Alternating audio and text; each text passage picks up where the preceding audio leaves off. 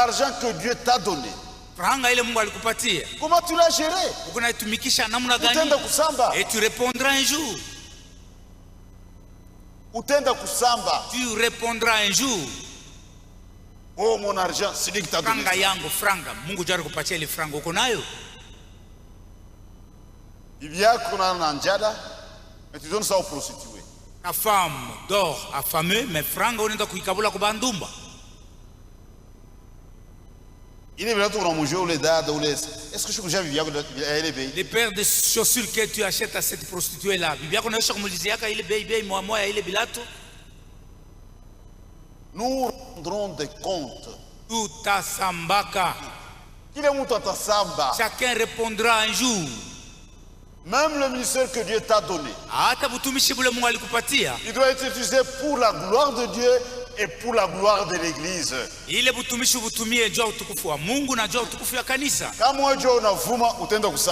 tu te vantes pour ça, tu répondras. Pour utiliser. Comment as-tu utilisé ton ministère? Il faut considérer le deux, la bonté et la sévérité, le deux.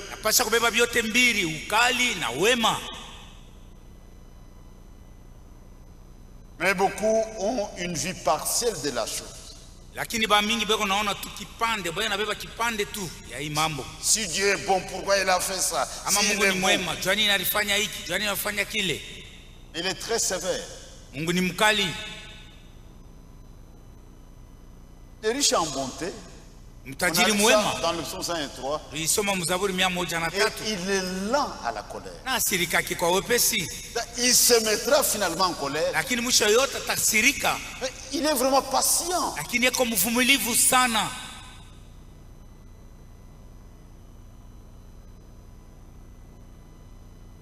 Il est lent à la colère.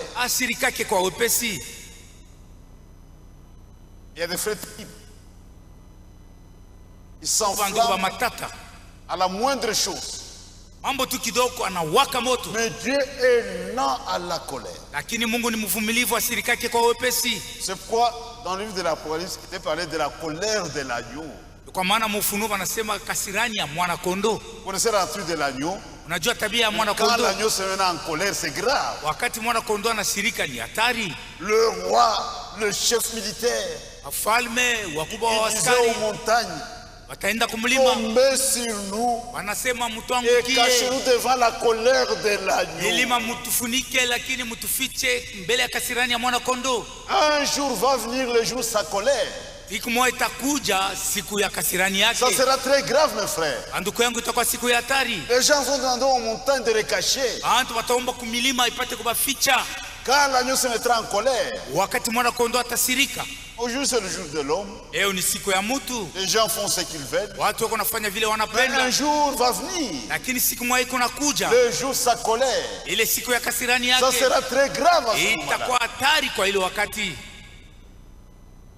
Considère le deux.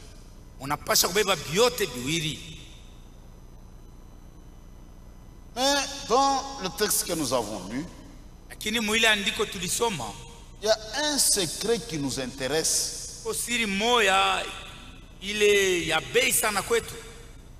Comment avoir accès à cette miséricorde? Ce qui nous intéresse.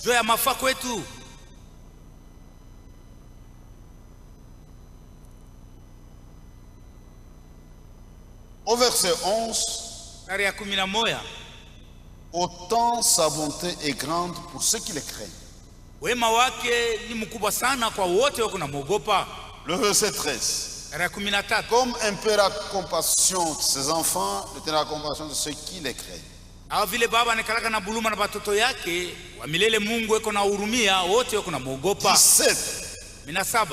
mais la bonté de Dieu dure à jamais pour ceux qui les craignent. 18, pour ceux qui gardent son alliance et se souviennent de ses commandements afin de les accomplir.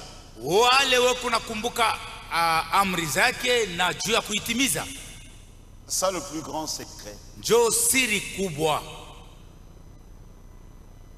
C'est l'affaire de ceux qui craignent Dieu. Hii mambo tunasemea inaangalia bale be kunaogopa Mungu. Vrai bénéficiaire sa miséricorde. Bale be kunafaidikia na ile rehema ya Mungu. Sont des hommes et des femmes qui marchent dans la crainte de Dieu. Wanaume na wanawake wako natembea mboka ya Mungu. Toi, tu ne fais pas partie de ce groupe. Tu vas beaucoup crier, Dieu miséricordieux. C'est la prière de l'insensé. Il y a un secret.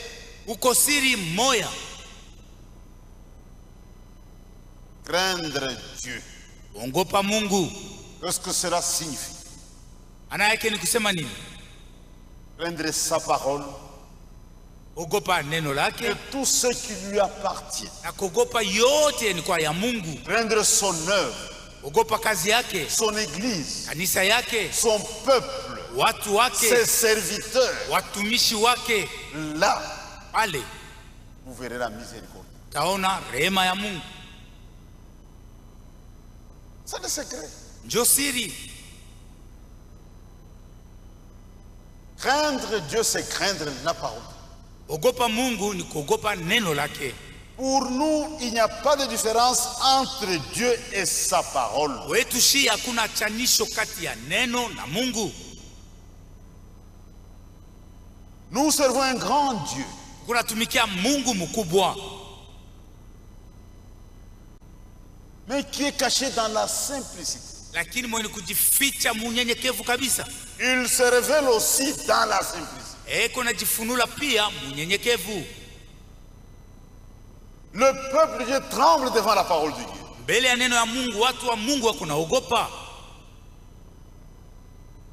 Si vous comprenez par révélation que cette parole de Dieu sont des Écritures, quand on prononce la parole, vous devez trembler.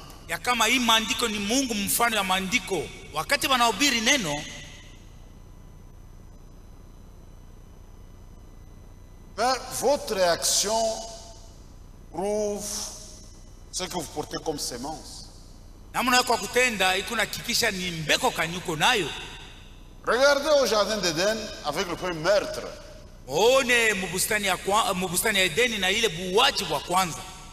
Le premier meurtre c'était Caïn. Le fils du diable. Il a manifesté la nature de son père et meurtrier. Maintenant, Dieu lui pose la question. Où est ton frère Abel? Regardez l'insolence de Caïn. Suis-je le gardien de mon frère? Et ça, il répond à Dieu. Un homme normal aujourd'hui, devant une autorité, il a du respect. Il y a des gens à la cité qui peuvent dire n'importe quoi. Au président, il suffit qu'on l'amène dans la présence du président, tout va changer. Oh chef, comment tu le disais là? Chef. Quelqu'un nous avait rencontré une histoire au temps du maréchal, le président Mobutu. On peut arrêter beaucoup de gens. Affingi président, tout ça. On le mettait quelque part. Maintenant, ces gens, ils ne sont pas informés. On ouvre seulement, lui-même entre. Le fait seulement de le voir. Il y a des gens qui suyaient leurs vêtements. Allez, faites-le sortir. Allez, faites-le sortir. Comprenez? Mais Dieu, il est le roi des rois. Regardez la nature de Caïn. Un bon chrétien peut faire une faute. Kristo mwema anaweza kufanya kosa. Ça peut arriver. Inaweza kufika anafanya kosa. Mais quand on lui présente la parole, lakini wakati wanamuonesha neno, sa réaction. Utafurahia namna yake ya kutenda. Il peut même ramper pour corriger la chose. Anaweza hata kukalaba njoo ya corriger ile kosa. Votre réaction prouve l'esprit qui vous anime. Namna yako kutenda hii kunaonesha ni roka niko na kuongoza. Je n'écouterai personne. Même si le pasteur arrivait ici. Se comporte comme ton père en Éden. Tabia yako ni tabia sawa baba yako mbustani ya Edeni. Dieu utilise des hommes pour parler aux hommes. Mungu anatumia watu waseme na wenzao watu. Tu ne connais même pas les voix de Dieu. Mungu. Craindre Dieu. Ogopa Mungu. Craindre sa parole. Ogopa neno lake. Même nous prédicateurs. Hata sisi wahubiri. On doit avoir beaucoup de respect pour la parole de Dieu. Tunapaswa kuwa na heshima kabisa juu ya neno ya Mungu. Nous tremblons devant la parole de Dieu. Mbele ya neno ya Mungu tuko na tetemeka. Quand je vois ce que Dieu a dit. Wakati naona kile Mungu anasema, je m'incline devant la parole de Dieu. Nainama mbele ya neno ya Mungu. Dieu aime ça. Mungu anapenda tufanye vile. Un tel comportement à l'égard de la parole de Dieu. Hii tabia hii namna mbele ya neno ya Mungu. C'est ça la véritable humilité. Jo unyenyekevu wa kweli. C'est devant Dieu nous tremblons. Mbele ya Mungu tuko na tetemeka. Même nous les femmes. Hata sisi wanamke. Nous pouvons nous emballer en tant qu'être humain. Unaweza kusirika sabatu. Mais quand la parole vient, wakati wanakonesha neno, nous reculons. Rudia nyuma. Sœur, tu as mal agi. Hata kile ulifanya ni kibaya. Tu dois retourner chez ton mari. Rudia kwa bwana yako. Accorde-moi un peu de temps, je on vais raisonner. On ne réfléchit pas avec la parole de Dieu. Nous croyons ce que Dieu dit. Je mal agi, que Dieu me pardonne. Je fais ce que Dieu me demande de faire. Mais il y a des frères et des sœurs rusés.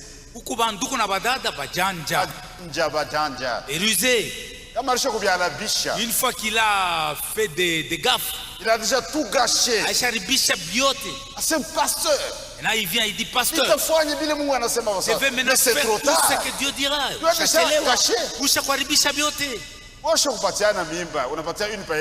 Tu as déjà engrossé une païenne. Maintenant qu'est-ce que nous allons faire après? Il l'a déjà engrossé. On veut te mettre à la kasapa. Accepte d'aller à la kasapa. Là on ne peut pas t'aider. Non, c'est une païenne, tu dois épouser. Non, nous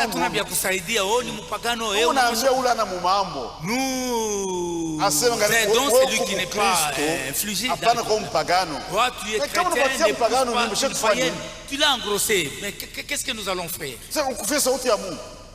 Mourir à cause de la parole de Dieu? Tu as abandonné la parole de Dieu et tu as suivi la païenne. Je parle avec une sœur qui vit avec un païen. C'est une condition, oui, condition, qui te prend en mariage. Tu te prend en mariage puisqu'il t'a déjà défloré. Maintenant,